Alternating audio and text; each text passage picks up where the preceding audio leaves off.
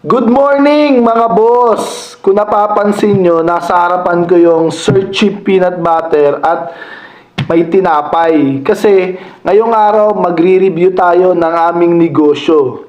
Kasi baka iniisip nyo, puro pa-hype lang yung mga post namin sa Sir Chip Peanut Butter. Ngayon ipapakita namin kung ano ba ang nilalaman ng aming produkto mga boss. Bubuksan natin yung Sir Chip Peanut Butter.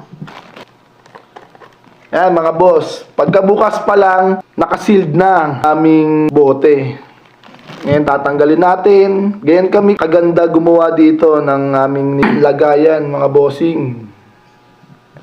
Kung makikita nyo mga boss, sa sealer namin mayroong peanut butter. Dahil pag gumagawa kami, puno. Hindi kami kulang maglagay ng peanut butter. Quality over quantity kami gumawa sa Sir Chip Peanut Butter mga boss. Meron ako ditong isang kutsara.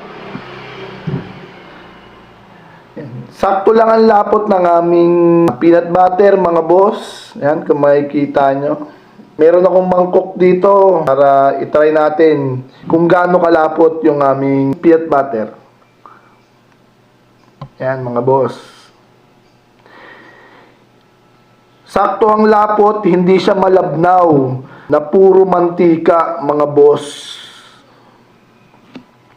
Okay. Ngayon, try naman natin sa tinapay.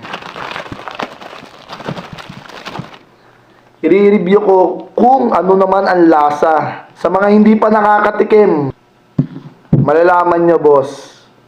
Yan, lagay tayo.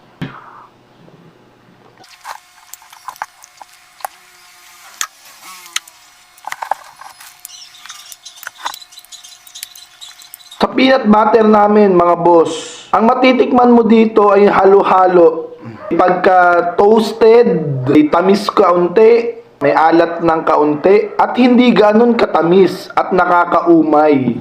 Pwede mo siyang papakin mga boss. Ganun kalupit yung aming peanut butter.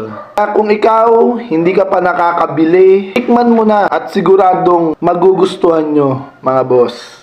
May gawa na naman tayo.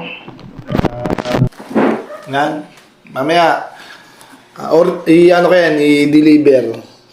Yun lang mga boss, maraming salamat sa inyo.